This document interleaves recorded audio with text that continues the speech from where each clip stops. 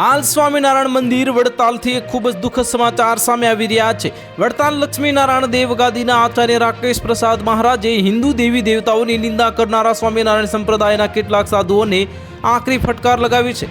તેમણે આવા સાધુઓની મર્યાદામાં રહેવાનો આદેશ આપ્યો છે અને સ્પષ્ટ શબ્દોમાં જણાવ્યું છે કે હિન્દુ દેવી દેવતાઓની નિંદા કરનારા સાધુઓ સમાજમાં કલેશ ઊભો કરે છે। આચાર્ય રાકેશ પ્રસાદ મહારાજે જણાવ્યું હતું કે શ્રીજી મહારાજે પોતે શિવરાત્રી અને જન્માષ્ટમી જેવા પવિત્ર તહેવારો ઉજવવાનું કહ્યું છે। એટલું જ નહીં, તેમણે દ્વારકાની યાત્રા કરવી અને જગન્નાથ ભગવાનનો પ્રસાદ આરોગવાની પણ આજ્ઞા કરી હતી અને આચાર્યજીએ જે ભારપૂર્વક જણાવ્યું હતું કે સ્વામિનારાયણ સંપ્રદાયનું આચરણ હિન્દુ ધર્મના મૂળ સનાતન રીતનું જ છે। વધુમાં આચાર્ય રાકેશ પ્રસાદે દાન થકી કમાણીના આશયથી મંદિરો બાંધનાર સંપ્રદાયના લોકોને પણ સ્પષ્ટ આદેશ આપ્યો હતો।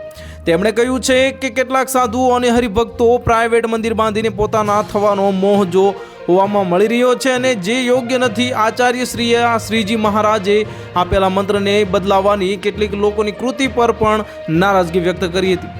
તેમણે ઉદાહરણ આપતા કહ્યું કે કેટલાકે શ્રી કૃષ્ણના મંત્રને બદલીને હરિકૃષ્ણ કરી નાખ્યો છે। આવા બદલાયેલા મંત્રની અસરકારકતા પર આચાર્ય દેવ રાકેશ પ્રસાદે સવાલ ઉઠાવ્યા હતા અને આચાર્ય રાકેશ પ્રસાદ મહારાજે ફરી એકવાર દેવી દેવતાઓની નિંદા કરવાના જે સ્વામિનારાયણ સાધુઓને મર્યાદામાં રહેવાનો આદેશ આપ્યો છે અને સંપ્રદાયનું આચરણ હિન્દુ ધર્મના મૂળ સનાતનની રીતનું જ હોવાનું સ્પષ્ટપણે જણાવ્યું છે। તો હાલ માટે આટલું જ। મળીશું નવી અપડેટ સાથે। જો તમને અમારા વિડીયો પસંદ આવતા હોય તો વિડીયોને લાઇક કરી દેજો, ચેનલને સબસ્ક્રાઇબ કરી બાજુમાં આવેલા બેલ આઇકનને દબાવી દો, જેથી તમને આવા સમાચારની અપડેટ મળતી રહે।